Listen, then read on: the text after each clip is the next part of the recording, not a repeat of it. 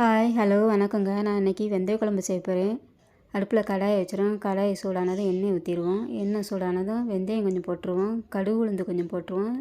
சீரகம் கொஞ்சம் போட்டுருவோம். செவந்து வரையும் வெங்காயம் தோல் உரித்து வச்சுருக்கேன், அதையும் போட்டுருவோம். 150 கிராம் தோல் உரித்து வச்சுருக்கேன், போட்டுருவோம். 10 பல் பூண்டு இருக்குது, அதையும் போட்டுருவோம் தோல் உரித்து.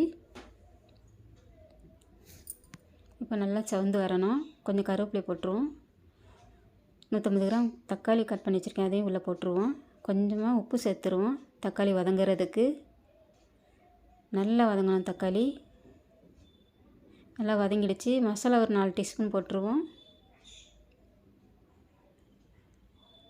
எண்ணெயிலே நல்லா வதக்கிடுவோம். நல்லா வதங்கினதும் புளி ஒரு எலுமிச்சம்பழம் சைஸு ஊற வச்சுருக்கேன், அதை கரைச்சி வடிகட்டி உள்ளே ஊற்றிடுவோம். தேவையான அளவு தண்ணி சேர்த்துருவோம். உப்பு தேவையான அளவு சேர்த்துருவோம். சேர்த்துட்டு கொதி வர வரையும் மூடி வச்சுருவோம். கொதி வந்ததும் ஓப்பன் பண்ணி பார்த்துட்டு அடுப்பை சிம்மில் வச்சுட்டு திரும்ப மூடி வச்சு 20 நிமிஷம் வெயிட் பண்ணுவோம்.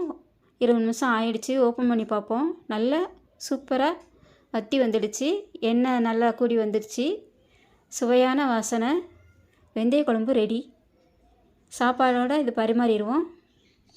டேஸ்டியான வெந்தய குழம்பு நீங்களும் செய்து பாருங்கள்.